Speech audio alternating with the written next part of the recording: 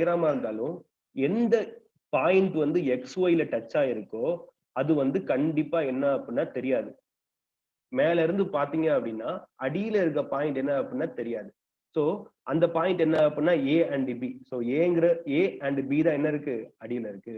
So AB கூட connect ஆகுற எல்லா எட்ஜஸ்மே என்ன இருக்கும் அப்படின்னா ஹிடன் எட்ஜஸா இருக்கும். இந்த மாதிரி அதாவது AB அது ஹிடன் எட்ஜ், B கூட என்ன கனெக்ட் ஆயிருக்குன்னா C கனெக்ட் ஆயிருக்கு ஹிடனு, A கூட F கனெக்ட் ஆயிருக்கு ஹிடனு, A கூட O கனெக்ட் ஆயிருக்கு ஹிடன், B கூட O கனெக்ட் ஆயிருக்கு. சோ மொத்தமா எத்தனை எட்ஜ் அப்படின்னா 5 எட்ஜ் வருது. இந்த 5 எட்ஜுமே நல்லா பாருங்க. இது பாயிண்ட் A, இது பாயிண்ட் B. இந்த ரெண்டு கூட உள்ள அத்தனை எட்ஜுமே என்ன இருக்கும் ஹிடன் எட்ஜா இருக்கும். ஏயும் பியும் கனெக்ட் ஆகுது ஹிடன் தான். B கூட C கனெக்ட் ஆயிருக்கு ஹிடன், A கூட F கனெக்ட் ஆயிருக்கு, A கூட O கனெக்ட் ஆயிருக்கு, B கூட O கனெக்ட் ஆயிருக்கு. இந்த எட்ஜஸ் எல்லாமே என்ன அப்படின்னா ஹிடன் எட்ஜஸ்.